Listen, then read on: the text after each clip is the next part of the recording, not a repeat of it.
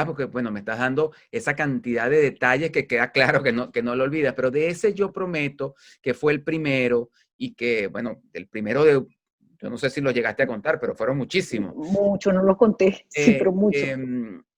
¿Qué te dijo Hugo Chávez que te haya marcado, que recuerdes de esa conversación? Yo lo que recuerdo es que era un gran mentiroso. Eso sí te lo puedo decir. A mí no me engañó ni un segundo. Era un hombre con una gran labia y un gran deseo de convencerte. Es que nosotros habíamos tenido otros encuentros. Okay. Y a él lo llamaban siempre comandante y yo lo llamaba teniente coronel. Y una de las cosas que él me dijo en ese Yo Prometo era que por qué, pero creo que fue en un corte, pero digamos, porque yo hacía 6 minutos, cortaba, en uno de esos cortes me dijo, ¿por qué usted me llama siempre teniente coronel? Y entonces yo recuerdo que yo le dije, porque usted es teniente coronel, pero todo el mundo me llama comandante. Entonces le dije, yo soy nieta de militar. Y mi abuelo siempre me decía que los comandantes eran los que ganaban batallas. Y la verdad es que yo la única batalla que le conozco a usted la perdió y se escondió. Entonces yo no lo puedo llamar comandante. Y él me dijo, ¿usted me odia? Y yo le dije, no, yo no tengo esos sentimientos. Pero no me gusta. Y lo peor es que creo que usted va a ganar. Y tenía el 5%. Ahora, porque yo sabía que iba a ganar, esa es otra historia. Esa es otra historia y lo sabía. Por unos trabajos y tal que había hecho mi marido con un grupo de Harvard y había toda una cosa que te señalaba Había que todas era el unas hombre, matrices que indicaban unas matrices que que Hugo indicaban. Chávez iba a ganar. Y, Ahora, no, y los políticos y los partidos políticos del momento no quisieron entender esa realidad. pero tú tuviste militancia partidista en algún momento de tu Sí, vida. sí, yo fui copellana. Y los partidos políticos, cuando Hugo Chávez tenía 5% en las encuestas, tenían candidatos probablemente no partidistas que tenían mucho más puntos que Hugo Chávez en las encuestas. ¿Qué le pasó a los partidos? ¿Por qué los Bueno, partidos insistieron en esa línea que los iba a conducir a la derrota? Bueno, yo creo que los partidos no entendieron algunas realidades. Los partidos, mira, yo soy una convencida que los primeros 20, 25 años de la democracia fueron excelentes. De verdad, con todas las críticas que les quieran hacer, fueron partidos que primero solidificaron la democracia, construyeron autopistas, caminos agrícolas, escuelas, liceos, universidades, hospitales. Yo creo que se hizo una gran labor en el país. Después, yo te diría que en los últimos 15, 20 años empezó un deterioro de corrupción, etcétera, de no estudiar los casos en profundidad, investigarlos en profundidad. Hubo un deterioro y la gente lo sintió y hubo un abandono, de alguna manera, de, de las necesidades sentidas del pueblo. Y llegó un hombre como Hugo Chávez en una zona militar hablando de las cosas que hablaba el pueblo y los venezolanos todos, la corrupción. Y convenció, pues como buen izquierdista, con un discurso igualitarista, de luchar contra la corrupción, de elevar la calidad de vida de todos. Y la gente se lo compró. Ahora, Y mientras tanto los partidos pusieron a alguien a quien yo quiero muchísimo, pero que yo pienso que no estaba preparada para ese momento, como Irene Sáez, en el caso de Copey, una Miss Universo espectacular, una Miss Venezuela bellísima, una mujer encantadora, pero no para la presidencia de la República. Del otro lado estaba Luis Alfaro Ucero, que era, bueno, el caudillo. Y yo creo que hasta la propia Acción Democrática estaba un poco aburrida de esas imposiciones, ¿no? Así que estaba en esa campaña porque era más aplaudido Antonio Ledesma, que era quien le tocaba presentar al Alfaro, que el propio Alfaro. Pero la discusión que siempre se ha dado, y bueno, como entre periodistas hay que decirlo, se dice que los medios tuvieron mucho que ver con eso, porque la descripción que tú acabas de dar de Hugo Chávez, como el hombre que de alguna manera interpretó el sentir popular, etc. También la tuvo Enrique Salas, y por eso es que Enrique Salas termina convirtiéndose en el segundo en esa competencia, con un discurso, claro, con otra narrativa, pero al final era el cambio radical, decía la campaña de Salas, el cambio radical. Primero que eso fue una campaña tardía. Acuérdate que tampoco fue que Chávez ganó de manera abrumadora. Creo que fue con el 52% y Salas Romer tuvo el 48%, o sea que tampoco era una cosa. Lo que pasa es que los partidos decidieron apoyar a Salas Romer tarde, a mi juicio. Pero además hubo una campaña, y a mí nunca se me olvidará en eso Alfredo Peña, que tenía la silla caliente, por ejemplo, de presentar a Salas Romer. Era Oscar Llanes. Alfredo Peña tenía los peñonazos. Oscar Llanes. Pero no fue Oscar Llanes, fue Alfredo Peña. Alfredo con los peñonazos. Ajá, que presentó en esos últimos días, en esas últimas semanas, a Salas Romer como iba y venía de los programas como el candidato de AD, COPEI, no sé qué, y se lo tenía clavado. Mientras que presentaba a Hugo Chávez como el candidato del MBR en la Venezuela que quería un cambio. Entonces, eso fue una campaña dura, fuerte. Yo creo que sí le hizo daño a Salas Romer, que fuera tan tardío el apoyo y que además se hiciera tan público. Porque la gente precisamente lo que quería salir era de todo eso. Yo no sé hoy qué pensará realmente la gente, pero fíjate que hay una cosa muy importante que yo quiero tocarla contigo aquí hoy.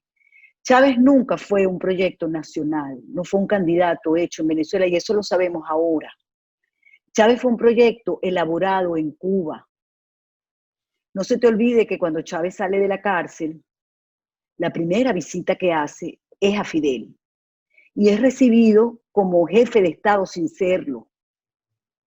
Sí. Y allí hay una persona que sé que todavía está viva, que estuvo muy cercana a Chávez y que estuvo en ese viaje.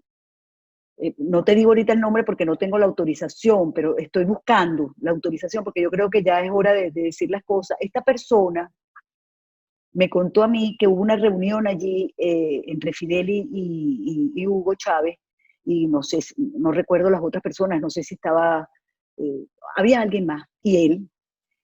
Y en esa reunión se labró el proyecto Hugo Chávez, en el cual además Fidel le decía que bueno, mira, no vuelvas a intentar una cuestión militar, porque eso ya no le gusta a la gente. La gente quiere otra cosa. La gente le gusta que le hablen del ecologismo, del indigenismo, del igualitarismo, del respeto a los derechos humanos. Tú tienes que llegar, Hugo, por los votos. Y cuando llegues por los votos, desde allí instauramos el sistema.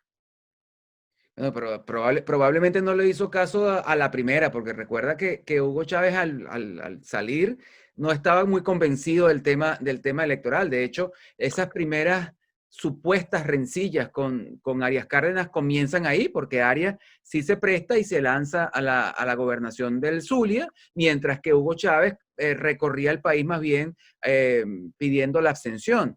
Y después claro. Pero es que probablemente formaba parte del plan. Lo que te quiero explicar que una de las cosas que hace muy bien la izquierda y que ha hecho muy bien el Foro de Sao Paulo, porque acuérdate que en esa época ya se había fundado el Foro de Sao Paulo en el año 90. Yo te estoy hablando del año 94, 96, 94. Y después va Chávez en el 95 a Montevideo y se inscribe en el Foro de Sao Paulo.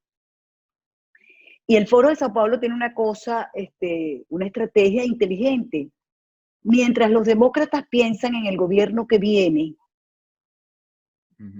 las izquierdas piensan no piensan en el gobierno que viene, sino en la toma del poder para eternizarse en ella. Pero no importa cuánto tome la toma del poder, yo voy trabajando para la toma del poder, porque cuando tome el poder lo tomo completo. Y no lo suelto. Y no lo suelto. Entonces, Esto fue un proyecto elaborado en Cuba, él fue un candidato hecho en Cuba, con un proyecto no nacionalista, sino un proyecto de izquierda. Porque luego que tú te instaures, que era el sueño de Fidel siempre fue ponerle la mano a Maduro, la mano a Venezuela. Después que tú llegues, yo, a través del petróleo, tú estos favores me los vas a devolver a través del petróleo, que fue lo primero que hizo Chávez.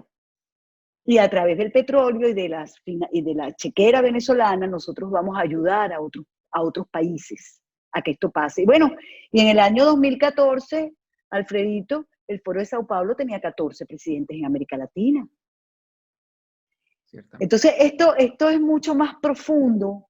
Mientras los partidos políticos veían, bueno, cómo no perder el gobierno, pero para que no llegara un militar, no estaban entendiendo lo que estaba detrás del militar. Y a estas alturas de la vida, ya después de 25 años de fundado el Foro de Sao Paulo, después que se murió Fidel Castro, después que ya no está Hugo Chávez, que los Kirchner en Argentina regresaron, pero tuvieron ya un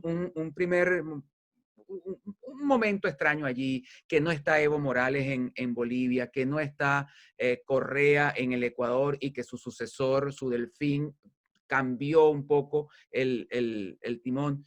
¿Cómo se entiende nuestra realidad? O sea, ¿dónde estamos parados? Bueno, estamos parados en una bomba, porque a consecuencia del coronavirus, en América Latina, Alfredito, según las cifras de CEPAL, hay 11.5 millones de nuevos desempleados, que sumados a los que ya había, llega a la cifra de 37.7 millones de desempleados en América Latina. El caldo de cultivo excelente para que esta izquierda, que no construye nada, sino que todo lo destruye, pero con ese verbo melodioso que tiene, convenza a una población angustiada, y ellos además con ese verbo populista, de que nosotros te vamos a proteger y mi gobierno te lo va a dar todo, es el caldo de cultivo perfecto que iniciaron el año pasado, te acordarás, con las protestas de Chile, Claro. de Ecuador, lo que intentaron hacer en Bolivia y en Colombia, pero que se paralizaron, entre otras cosas, porque llegó Navidad y porque empezó también este tema ya del coronavirus. Bueno, cuando ellos querían hacerlo todo, ya estaban hablando de la brisa bolivariana que se convertiría en tormenta. Llegó el coronavirus y paró esto. Pero ahora, no sé si has visto, se reunieron el grupo de Puebla, donde estaban todos estos señores llenos de prontuario, como Lula da Silva, como Correa, como Evo Morales, estaba Zapatero, estaba, por cierto, Insulza. Me llamó mucho la atención que estaba Baltasar Garzón, bueno, Petro. Del Paraguay, Petro. Estaba toda esta gente hablando del progresismo, y hace unos días, el 11 de mayo, se creó la Internacional Progresista. Es decir, se le está tratando de lavar la cara al Foro de Sao Paulo, porque ya la gente entiende lo que es el Foro de Sao Paulo, y están tratando de disfrazarse otra vez.